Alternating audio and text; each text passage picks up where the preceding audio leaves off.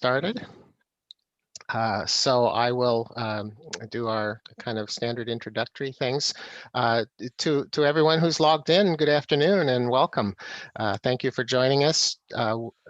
Thank you for joining our latest ICFRC program. It will be a presentation by Judy Pollenbaum and Mark Seidel, speaking to us today on China-US relations in the Biden era, a new start. I'm Bill Reisinger, ICFRC board member. I'll be hosting today's programs. As always, we thank our members, supporters, and interns for making these forums possible. And let me begin by acknowledging our organizational supporters, the University of Iowa International Programs, University of Iowa Honors Program, U of I Public Policy Center, and the Stanley U of I Foundation Support Organization for their continued financial support. Also, thanks to City Channel 4 and the UI Digital Libraries for helping us continue to make our programs available to online audiences. We would also like to mention our gratitude to the Iowa Arts Council for their financial support through the Iowa Arts and Culture Recovery Program. As we get started, I would like to cover the Zoom etiquette that we found works best for these kind of talks. Please keep your audio and video turned off during the presentation so background noises do not interrupt the speakers and to preserve bandwidth. Following their presentation, we will have a 15-minute or more Q&A period. You'll be able to submit your questions via the chat function on Zoom. At that time, we invite you to turn on your video if you would like, but to keep your audio muted to avoid any background noise. Okay, and so now I get to introduce Judy Pollenbaum and Mark Seidel. As those of you who logged on early enough were able to see, they're old friends of ours, our university and Iowa City community. Judy Pollenbaum is University of Iowa Professor Emerita of Journalism and Mass Communication. She spent much of her career focusing on mass media in China. She now lives and writes in the Southwest, just outside Las Vegas. Her latest project is a biography of her goofy greatest generation social activist photojournalist father. It's called All Available Light, The Life and Legacy of Photographer Ted Pollenbaum, and it's coming out this fall from McFarland Press. Mark Seidel serves as the Doyle Bascom Professor of Law and Public Affairs at the University of Wisconsin-Madison. He taught at Iowa from 2000 to 2011 after serving in Beijing, Hanoi, Bangkok, and New Delhi in program positions with the Ford Foundation. His work focuses on civil society in Asia and on China-US relations.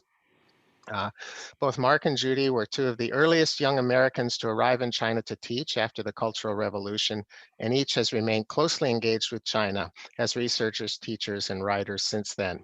They will provide a perspective on China-US relations and where we may be headed as we enter the Biden era. Please join me in welcoming Judy Pollenbaum and Mark Seidel. Okay. This is a pleasure, somewhat intimidating pleasure. Since I'm emerita, I no longer teach, so I no longer, get up on Zoom every day and speak. But here we go. I really want to thank the Iowa City Foreign Relations Council and Bill and everyone who has joined us here for taking the time to put up with us. I've asked Mark if I can go first because my remarks will be quite rambling and incoherent, and his, I'm sure, will be brilliant and concise. I disagree with that assessment, but there you go. Mark's parents and my parents knew each other. They were kind of social activists, old lefties in their own right. But I did not meet Mark until 1979, when we both ended up in Beijing, living at the Friendship Hotel, which had been built for Russian experts who had all departed. Mark, as I recall, was teaching at a high school, and I was teaching journalism at the Academy of Social Sciences. Mark was fresh out of Princeton. He would subsequently go back to law school, and then I would re-encounter him in the late 80s when I was doing my dissertation research in Beijing with my two small boys in tow. And Mark was working for the Ford Foundation, with the initial offices at the Jengguo Hotel. So we crossed paths in the lobby, lo and behold, and have kept in touch ever since. Let me just say, the last few years, even the last decade, have been quite dispiriting for those of us who try to take a long view of US-China relations. And this struck me even more so the past couple of weeks as I reread letters I wrote from China 40 years ago. I was a young journalist. I had been invited to teach journalism and to work for Xinhua News Agency as what they called a polisher, essentially a copy editor. And China was in the early stages of its reform and opening experiments. And as I go back over these letters, I'm scanning a lot of them and hope to do a compilation. I'm struck by quite a few things. First, by the tremendous mutual curiosity on the part of the Chinese toward the outside world, and on the part of Americans and people from all over the world, but particularly Americans who were getting access to Chinese life for the first time, about each other's societies and cultures and politics. The endurance of stereotypes in both directions, but the great willingness to shed those. The spirit of hope, excitement, experimentation in China, despite tremendous scarcities. Again, in my letters, I would prevail on my mother to send me Tampax, right? To, provide dictionaries, to, get me some decent toothpaste. And, all these things that China now has in abundance. Leonard Woodcock was the ambassador. He had been the liaison to China, appointed by President Carter. And when Carter normalized diplomatic relations, he was elevated to ambassador. Leonard Woodcock, as you probably know, was a former president of the United Auto Workers and a former auto worker himself. He'd been an activist his whole life. He came in the middle of a divorce, and then he married the embassy nurse, an American woman. So he had a wonderful little love story going in the U.S. Embassy. All the Americans in Beijing could fit into the embassy residence, and my very first arrival, there was a 4th of July party there, 1979. And he had a Christmas party, and he was wonderful. He came out in his red flag limousine, long black Chinese-made limousine, to speak to our students at the Institute of Journalism, and they were astonished that he came only with a driver. He had no entourage, and he gave a talk on the American labor movement. Now, one of the questions now is who will be Biden's ambassador? The only name I've seen floated recently is Rahm Emanuel, which absolutely makes me cringe. I mean, the whole city of Chicago hates Rahm Emanuel, so why would China like him? But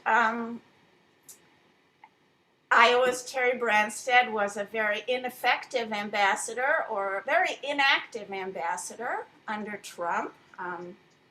And there's debate over whether the ambassador makes any difference. I believe, despite the fact that policy is largely made in the State Department in DC, that the choice of ambassador is exceedingly important.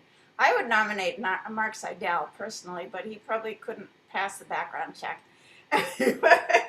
because of his parents. Our parents curse us. But I think that choice is exceedingly important. It has to be someone who has the attention, the respect of people in China at all levels, and is willing to interact with people at all levels. So anyway, there was Woodcock, who was the best ever. Um, and I could go on and on about those letters, but I'll share them with you someday in print. So there's been tremendous deterioration of relations on both, with blame on both sides. Xi Jinping has been a disappointment to many who watched China open up over the last 40 years. He's become increasingly authoritarian.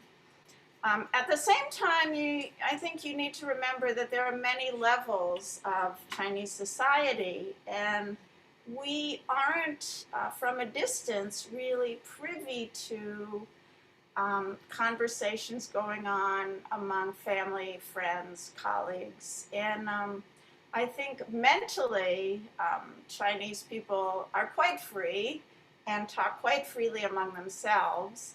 And Xi Jinping is quite popular, according to respectable public opinion polling, which has quite a bit to do with economic prosperity and progress and so forth, and quite a bit to do with Chinese traditions of leadership. But deep down inside, I feel that people in China would welcome a much less restrictive political and cultural environment. Obama, the administration, had a kind of realpolitik approach under which relations did start to deteriorate. But of course, it didn't really become alarming until the Trump era. And it seems clear now we need to rebuild bilateral relations. We've watched the so-called rise of China since the 1990s. China's GDP doubles approximately every 7 years. The economy continues to grow in the wake of the pandemic. And China's GDP is expected to surpass ours, the US, in a matter of years. Although it's important to remember, of course, that China on a per capita basis is not rich. That China has, a much bigger population than we do. The Communist Party remains popular. The idea that China is a threat to US national security is tremendously overblown. China has, one external military base? We have 400 or something like that. Our military budget is vastly greater than theirs. And yet this seems to be being perpetuated even into the Biden era.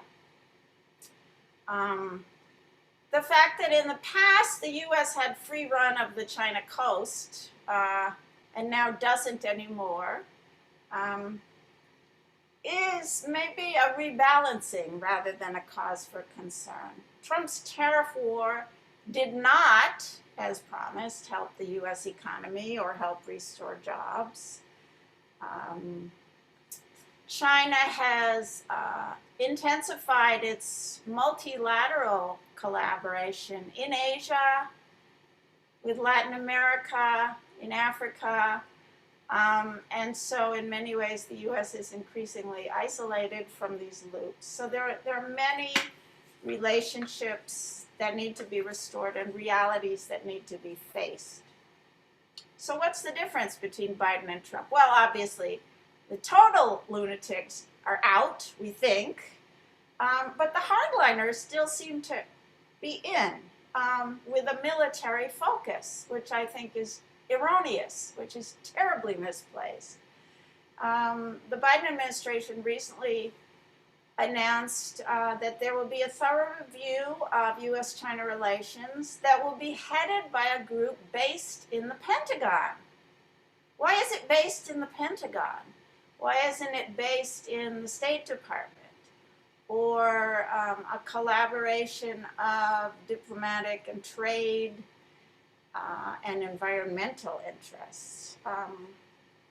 The notion that in the economic realm, competition with China is a zero-sum game, seems to persist, even as both countries are truly locked in a symbiotic economic embrace. There's no sign yet of rollbacks of the tariffs, which have done tremendous damage, which all the chambers of commerce want remedied, and some notion that there may be some rollbacks, but nothing particularly definitive, particularly soon, with the Biden administration so focused on domestic policy. Politics seem to be calming down in terms of the rhetoric. But of course, Chinese treatment of Hong Kong, the protests in Hong Kong, the new legislation giving greater control to Beijing over Hong Kong, the issues in Xinjiang, the treatment of dissenters and of lawyers for dissenters are all the subject of tremendous criticism by American observers, even as the U.S. is in no position these days to take the moral high ground on such things. The social cultural arena is more unclear. You would think that our greatest hope for sort of restoration of decent people-to-people relationships lie there. But the area that perhaps we see most directly of educational exchange has been greatly damaged, particularly by Trump's approach to immigration and visas, and his constant scapegoating of Asians and encouragement of prejudice against Asians and bigotry. And so fewer young Chinese are interested in coming to the US for their educations. But we all know that collaboration between these two big countries with huge economies and tremendous influence in the world is absolutely essential. Not only in areas of global security, trade, but also environment and health. And in this regard, one of the most important portfolios in the U.S., the new U.S. administration, is John Kerry's as the special appointee for environmental affairs. Now, Anthony Blinken is our new Secretary of State. He has defined China as a competitor. The rhetoric coming from China is a little milder. It suggests cooperative competition. In general, although China has its own hardliners and what have come to be called wolf warriors in the diplomatic sphere, the official top-level rhetoric is always milder and more conciliatory than the American rhetoric. And that's still the case. It's very interesting to read comments by China's foreign minister, by various ambassadors, by spokespersons in China. And this idea of competition is greatly tempered with an emphasis on cooperation. And why the U.S. can't respond in kind is just beyond me. China recognizes people who are so-called friends of China, even if they are critical. So, of course, it is incumbent upon we friends of China to continue to be candid in our criticisms. But we can't only focus on what we want to see reformed in China. And in that respect, a recent American reporting on the WHO investigation of the origins of the Chinese virus has been very disturbing, because the U.S.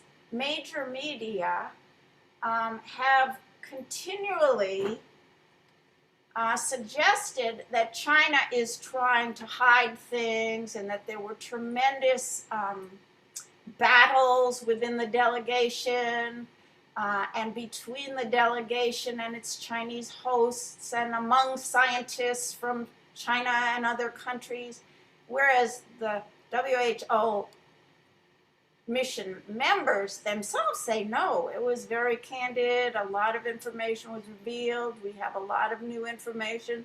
So this we're kind of in a period where the US media, which waxes and wanes in its admiration and rebukes toward China, is in a negative period, which itself is quite destructive. I think the idea of constructive engagement has been bad-mouthed in the U.S., and we need to bring it back. That, I think, constructive engagement is a very constructive idea, and I would hope to see that return. So it remains to be seen what other personnel are put in place and what policy areas are emphasized and how much the health and environmental and cultural and social portfolios will be allowed to unfold in a collaborative manner. I'm not particularly hopeful in the short run, but like many of us, I remain an optimist in the long run. I feel like there's no alternative to that. Otherwise, I would like throw myself off a tall building or something, you know? You have to be hopeful. But again, we're sort of watching and waiting, and I suspect Mark is somewhat in the same position. So I'll leave my comments at that and look forward to your questions. Thank you, Judy. Mark? Thank you, Bill, very much. Thanks to John Reitz, who approached Judy and me originally about doing this. Thanks to Alex and Megan, the co-directors of the council, for their fine setup for today. And thanks to all of you, 90 plus, for tuning in. I do agree with much of what Judy was saying. So let me give a few comments, probably about 10, 15 minutes. And then as I know from attending Iowa City Foreign Relations Council programs over the years and speaking occasionally, I know there's lots of good questions, which I believe are beginning to appear in the chat, although I will avoid looking at that while I'm speaking. But a few comments. When Judy and I came up with this title, China-US Relations in the Biden era, a new start, question mark. I think I had in mind, and I think Judy might agree, that we're not likely to see a new start in the short term, and Judy finished with the idea of the short term and the long term. We are a long way from 1985. I'm turning off the picture of me so that you can see the background. We're a long way from 1985 in Muscatine, when the somewhat dashing young gentleman at the center named Xi Jinping spent several days in Muscatine. As I think all of you know, it's become a quite famous event, with an agricultural delegation. That was, as when Judy and I spent time in China in the late 1970s, as Judy was well describing that, and parts of the 1980s were high watermarks in China-US relations, high watermarks of constructive engagement and of a range of cooperation in various areas. And we are far from that situation today, in part because of the previous administration, and in part because of structural and political changes and economic changes in the US-China relationship that are going to be with us for a long time. We are in a situation of what some would call competition, contention, strategic competition.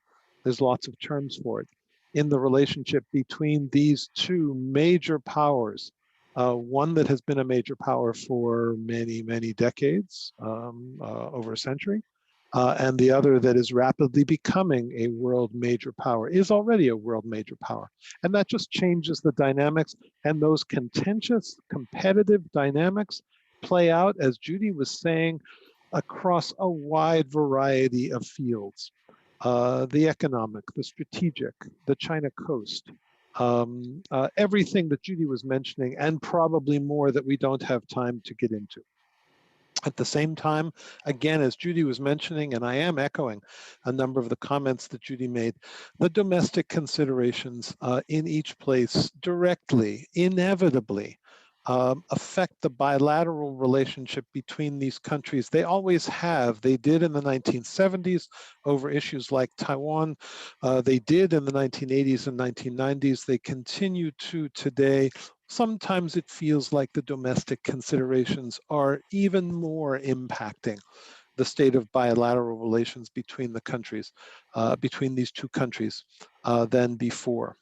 And the situation in China has become much tougher in recent years, much tougher since Xi Jinping came to power in 2012. Not that it was easy before, but to use the hardliner term that Judy was using, which I don't think is an inaccurate term, the hardliners are now in charge and in China, and so we see the situation in Xinjiang, the situation in Tibet, the situation with human rights and human rights activists and human rights lawyers, each of which Judy was mentioning as well. That all affects, all of these factors affect the bilateral relationship and make getting back to any sort of constructive engagement, the term that Judy was using and that we often use to describe better days in China-US relations, makes getting back to that much harder.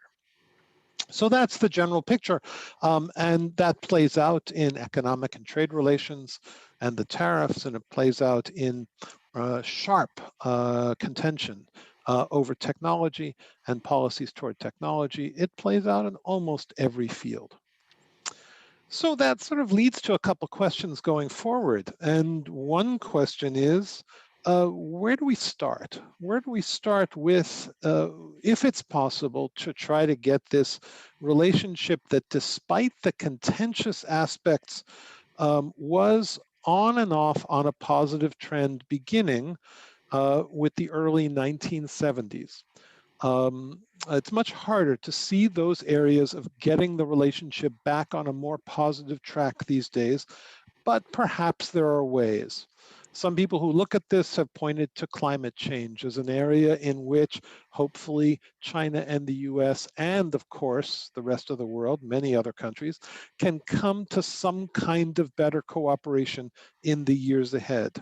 Some have pointed to public health, and the COVID situation probably makes that more complicated now rather than easier. But some have pointed to public health as an area of worldwide concern, like climate change, where hopefully these two great nations can, at least in these areas, resume some form of constructive dialogue.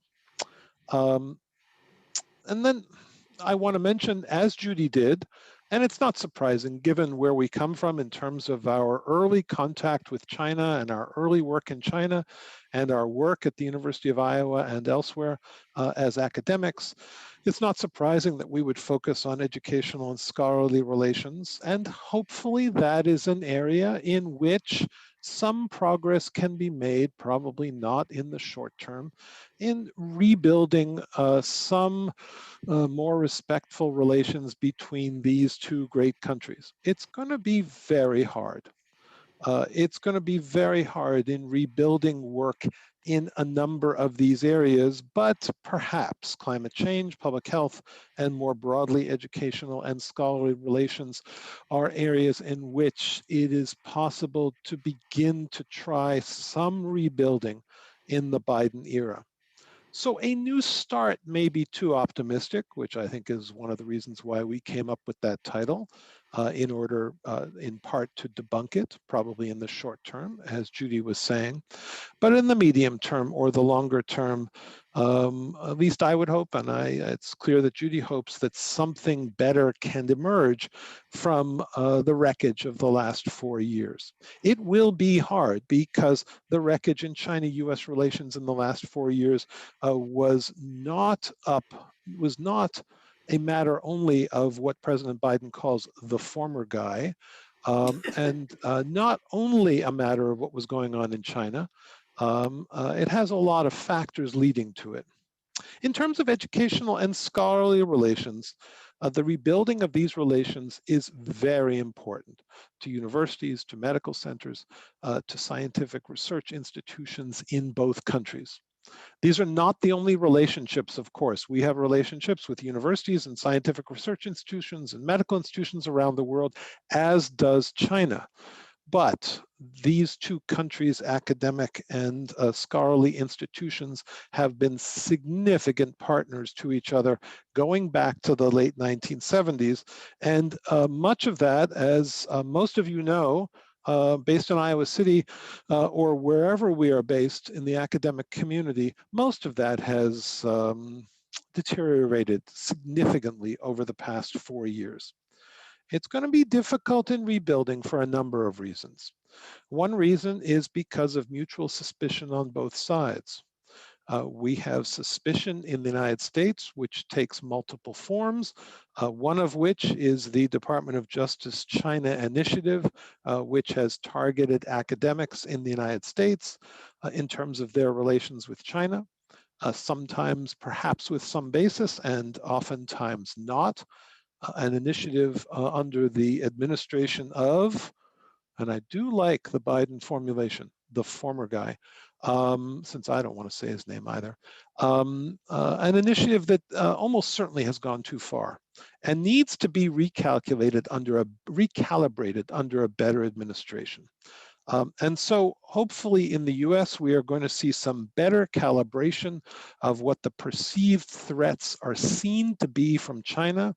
And similarly in China, there has been increased suspicion of educational and scholarly relations with the United States, and there is an urgent need in China, as there is in the United States, for recalibrating what those threats really are and how to respond to them within a balanced framework of obviously national security on both sides, but also rebuilding educational and scholarly relations. In the US, as in China, but this may be a more urgent priority in the US, we also need to significantly increase investment here in how we understand China and many other parts of the world.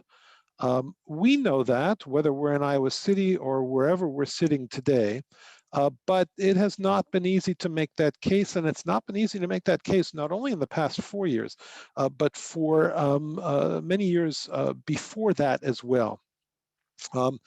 We are not understanding the world, the changing world, like we need to, and especially our students are being more limited in how they understand the world.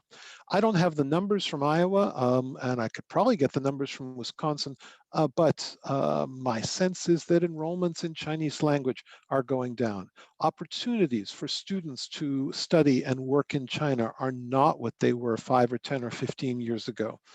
It is very hard to understand how there can be the constructive engagement between these two great countries, which is needed if we can't engage in the process of our young people making their way from one country to another for study, for teaching, for work, for travel. And much of that has disappeared, at least over the past 4 years.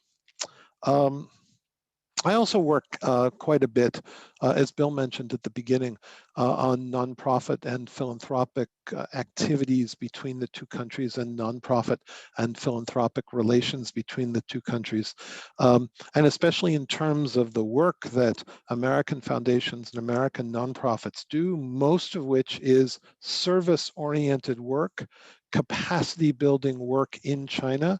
That has come under sustained attack in China over the past 8 years or so, especially the last 5 years or so.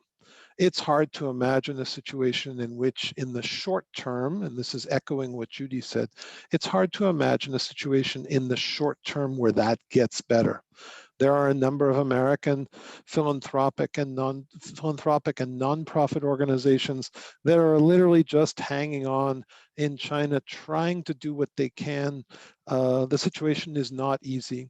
And at some point, they may have to make some decisions about whether or not to continue to be active in China when there are lots of other places around the world in which they can be active. At the same time, there has always been Chinese suspicion of the goals of some of these nonprofit and philanthropic organizations. I used to work for an American foundation in China, and so these organizations have been dealing with those suspicions for many years, for many decades.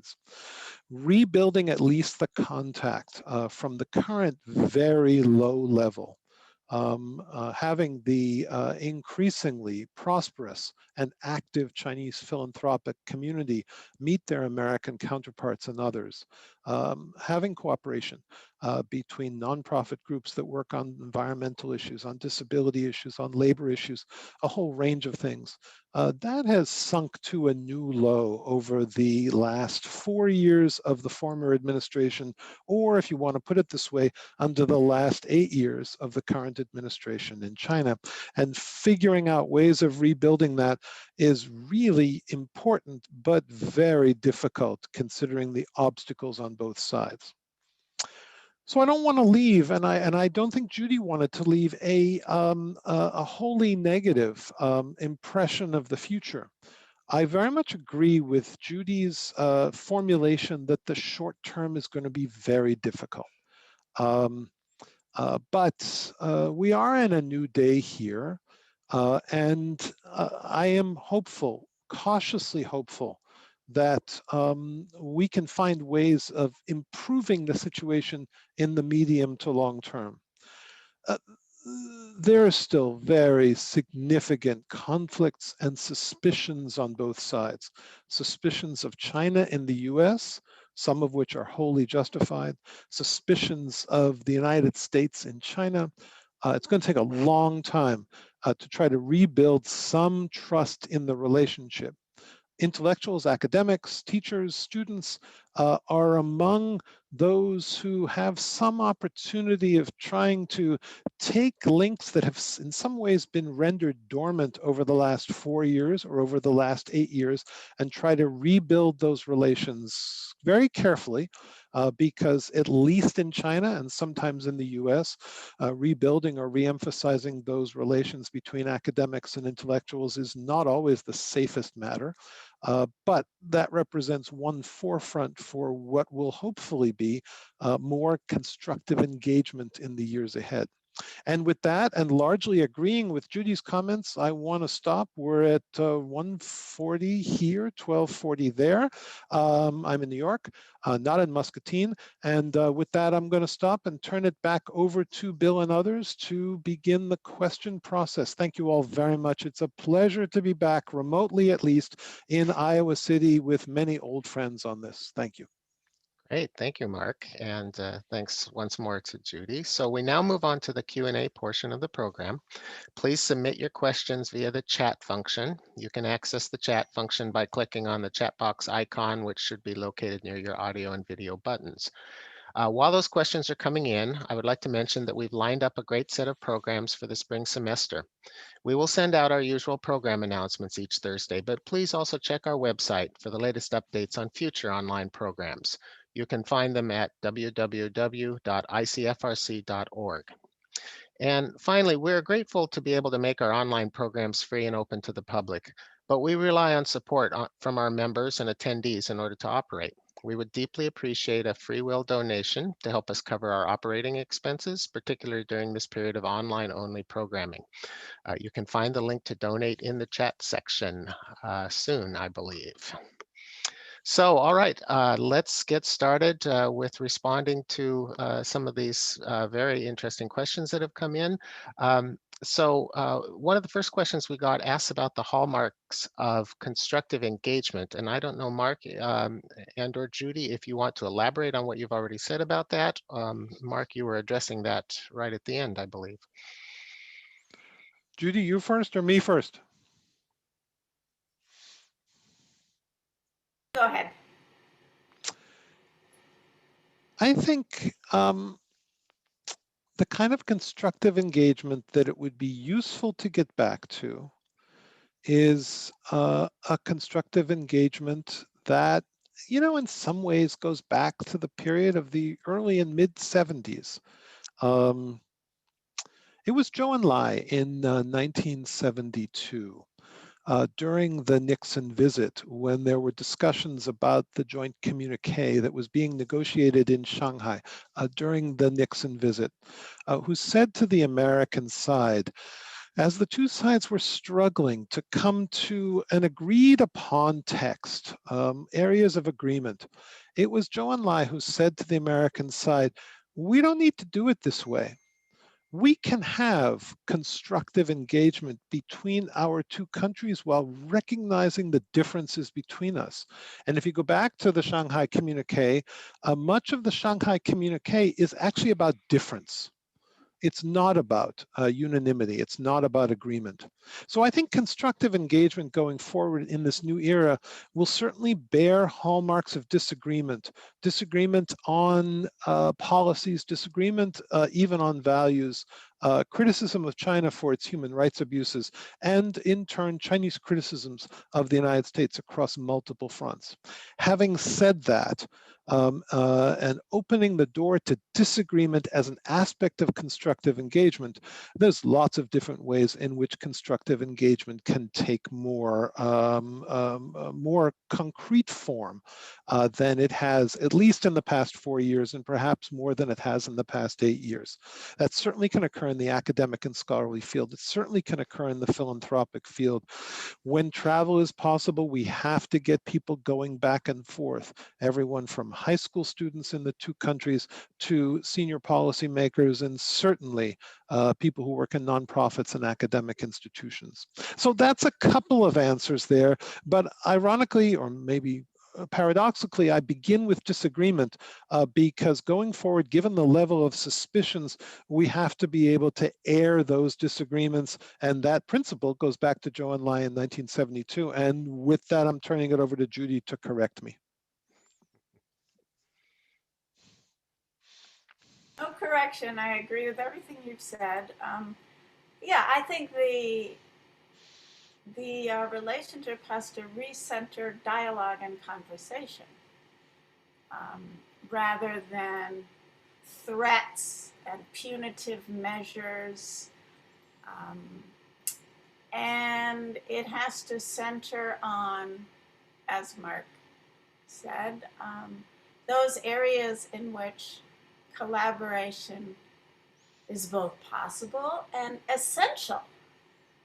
Uh, that's all I would say. But there has to be expression of this at the highest policy levels on both sides. All right, we also have a question asking you to comment on Confucius Institutes, the pros and cons and the controversy about them.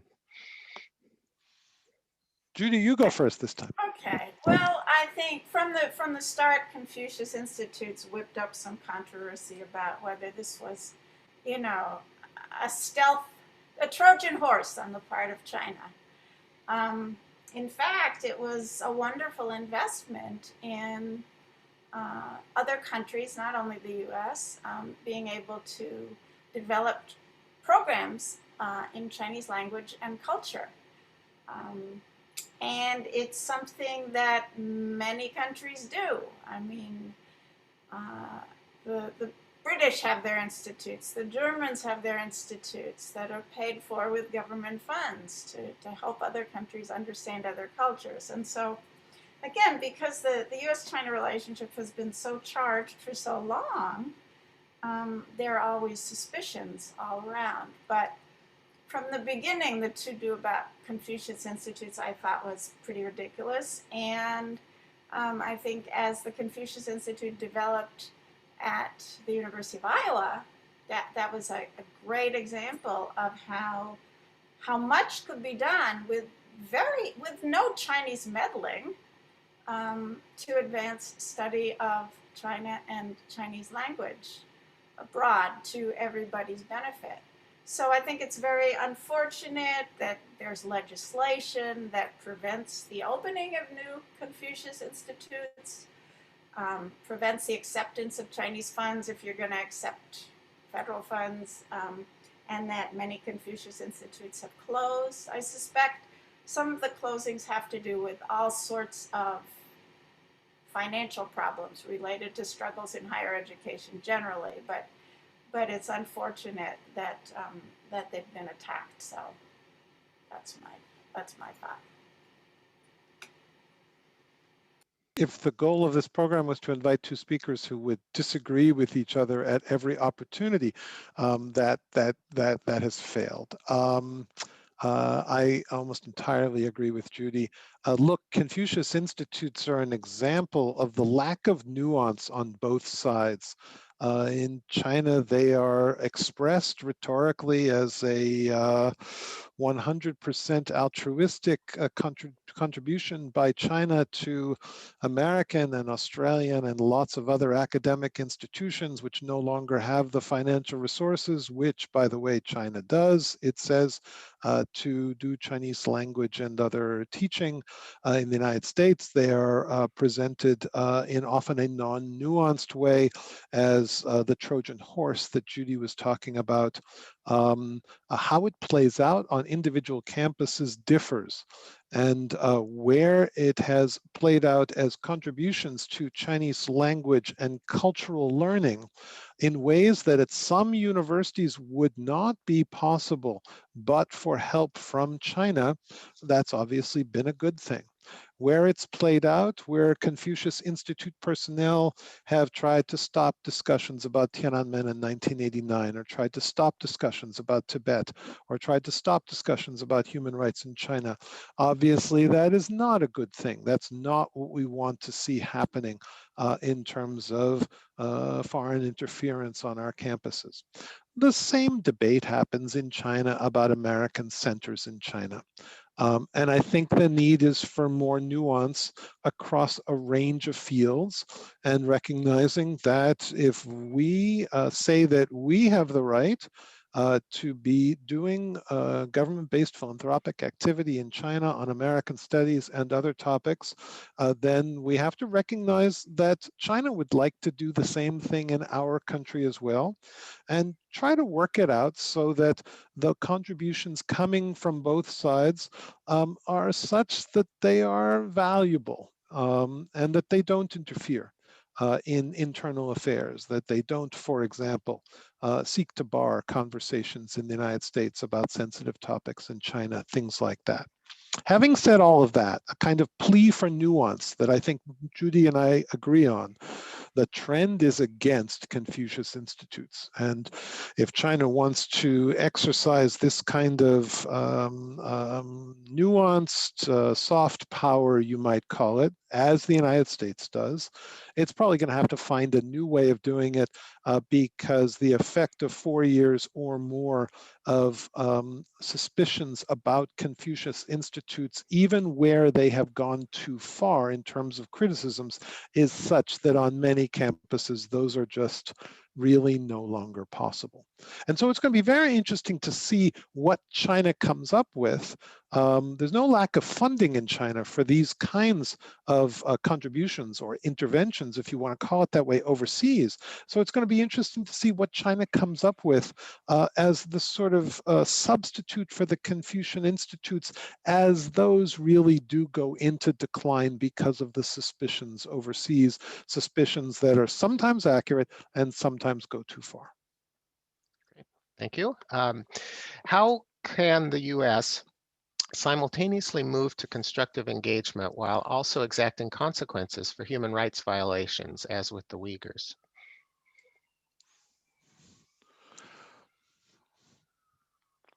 Judy, you first or me?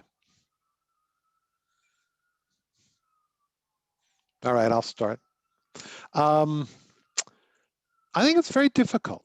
Um, we have to pursue constructive engagement where we can. I mentioned 3 areas, but there's probably other areas, and some of the areas I mentioned are going to be very difficult. I mentioned climate change, public health, and beginning the process of rebuilding educational and scholarly relations. But we have to recognize difference as well. That cannot come at a cost. Certainly in American academic institutions, it cannot come at the cost of failing to criticize China on Xinjiang or other issues where individual American academics or people in Congress or others want to carry out that criticism. That's not how our system works, and China understands that that's not how our system works. But it does make the process of constructive engagement a selective and difficult process. We will be trying to rebuild educational scholarly relations, work on climate change, etc., at the same time as, in my view, the correct criticism of China's policies in Xinjiang also ramps up in the US. Those 2 things are going to happen at the same time. I think they should happen at the same time.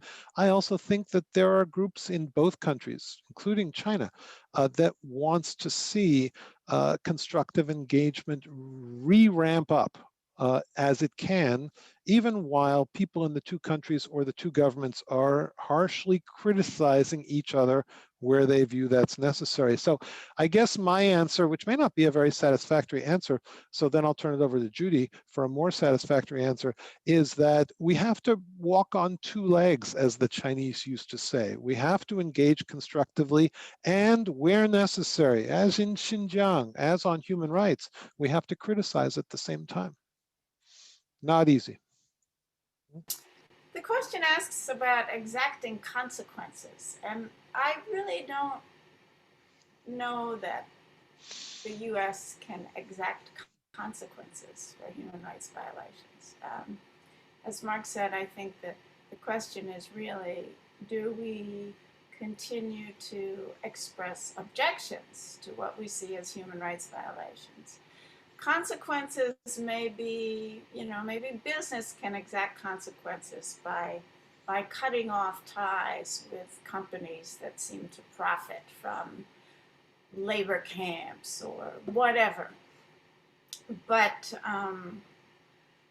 in the same sense that if China criticizes what some might call the American gulag, the tremendous numbers of individuals, particularly men of color, who are locked up in American prisons in atrocious conditions and, coming down with COVID.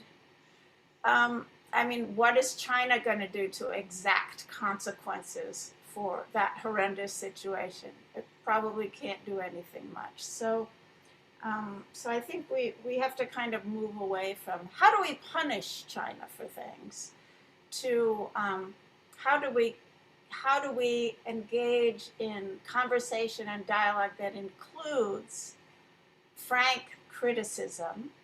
How do we perhaps lobby for more transparency of what is going on in Xinjiang and elsewhere, because it's very inaccessible now.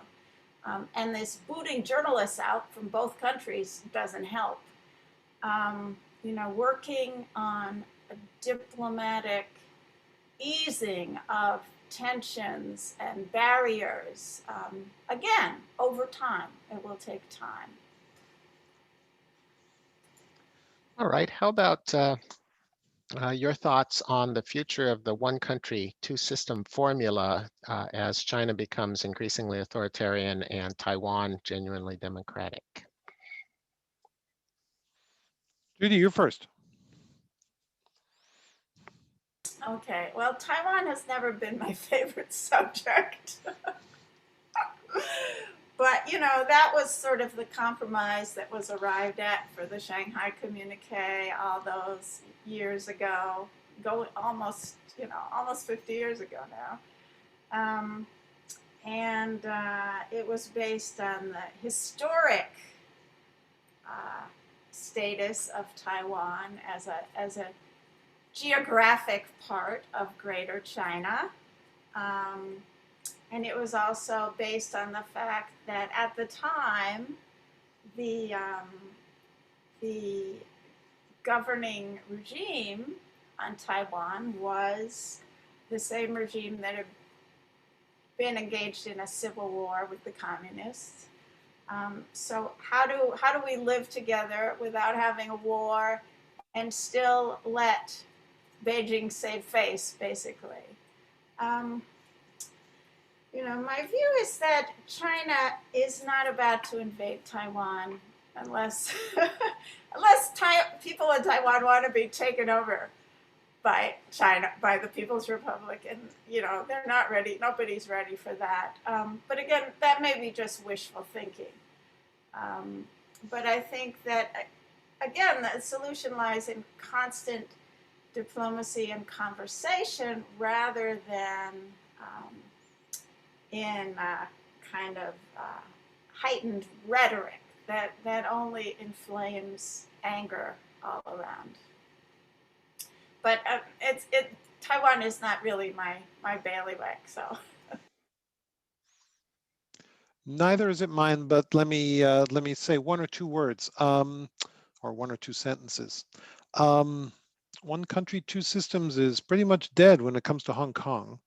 I think everyone listening to this knows this.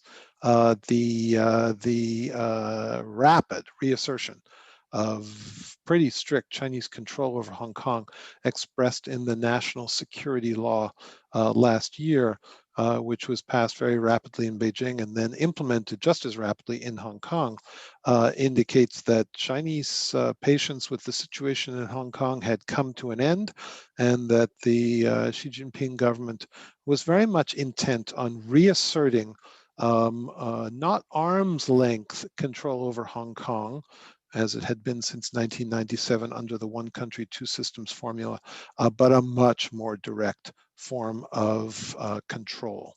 That has had lots of negative implications for Hong Kong intellectuals, for Hong Kong civil society activists and others. And I think people are aware of that. The question, however, was about Taiwan, and I think that the dynamics are likely somewhat different in Taiwan. Certainly between China and the US, China and the US have well understood each other's perspectives and policies on Taiwan since the 1970s. China regards Taiwan as a part of China, but has implicitly agreed not to physically take over Taiwan, i.e. to invade Taiwan, assuming that the situation in Taiwan did not change dramatically. For example, that Taiwan did not declare its independence from China and try to set itself up as a separate state, a separate country.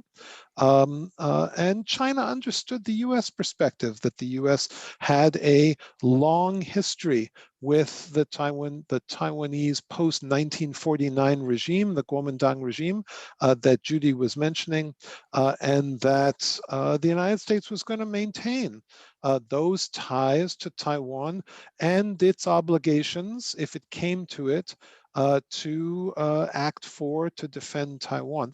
Those positions were well understood on both sides. They came under stress, they came under strain, they came under argument periodically, as they still do.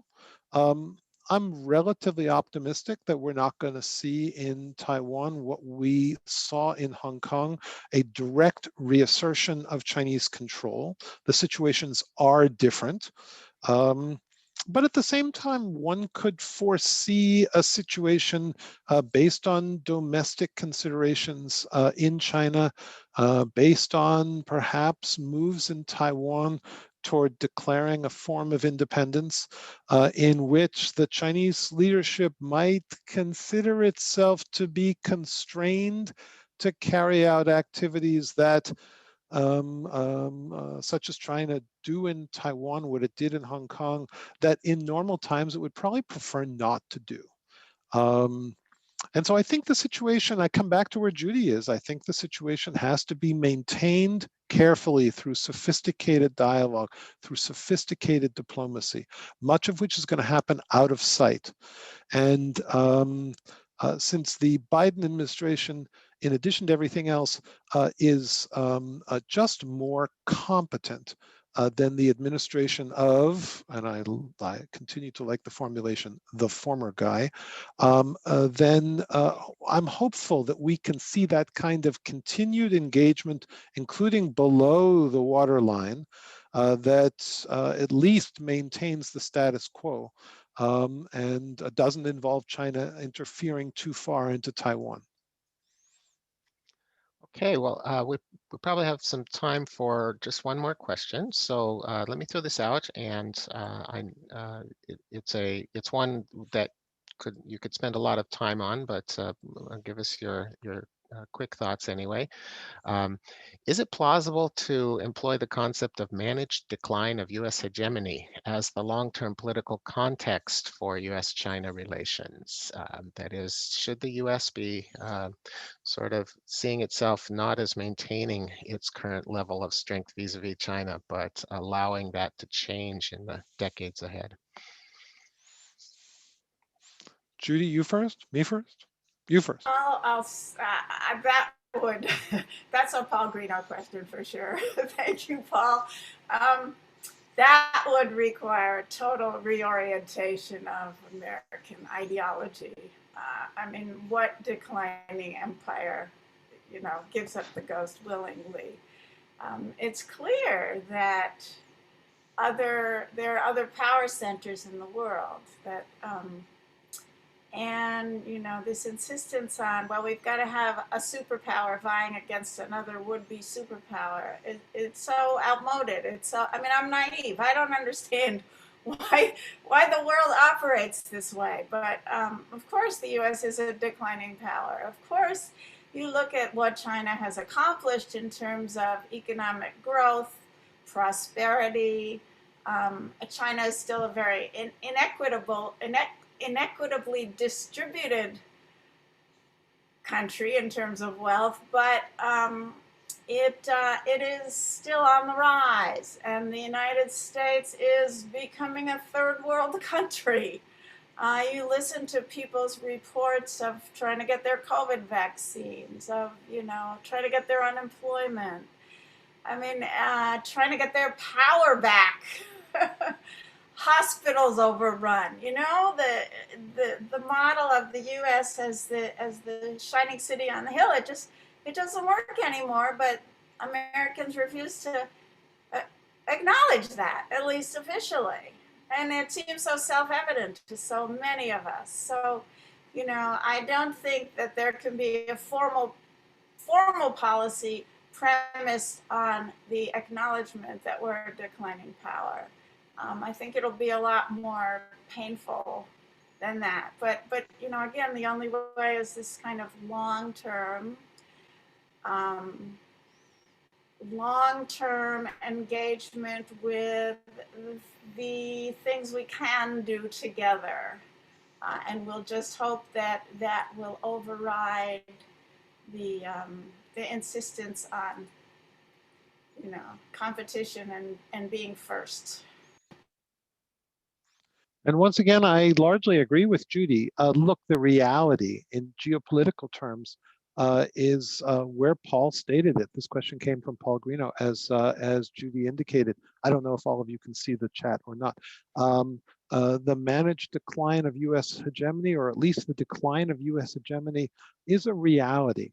And we as a country are adapting to that over a long period of time. And China's rise, China is adapting to its own rise as well. And that leads to the need for nuanced discussion, dialogue, diplomacy between the countries. It also leads to a lot of lack of comfort in both countries as both countries adjust to a situation in which China's power was far less than the U.S. when Judy and I arrived in China in 1979, but the situation has now changed, which is not to say that they are parallel powers across the board, They are not. But we are seeing what Paul described, and as many other people have described, as a decline of US hegemony. And we're having to adapt to that, and China's having to adapt to that, as with climate change, somewhat more quickly than we might have anticipated 5 or 10 or 15 years ago. It's not entirely clear that China is fully comfortable with the rapid shift in the relative balance between China and the United States. We're not comfortable with that either. Managing that lack of comfort, managing the need for nuance in that relationship during the Biden administration and going further is going to be particularly important. And thank you all for these terrific questions. Thank you all for listening. And I believe I speak for Judy when I say that we are delighted to be back with the Iowa City Foreign Relations Council and to see so many old friends in Iowa City. Thank you. Well, on behalf of the council, thank you both very much for sharing all those insights. That's wonderful. I get the privilege of virtually presenting you guys with the coveted Iowa City Foreign Relations Council mug, which I believe is in addition to your collections for both of you. So on behalf of the council, thanks very much again. We will be in touch to coordinate actual delivery of the mugs to you. And so thank you to our presenters. Thank you to the viewing audiences. Thanks to everyone who gave those really interesting questions. Thank you for everyone who supports us, and we are adjourned. Thank you all. Thank you, Bill. You're very welcome. Great seeing you. Good.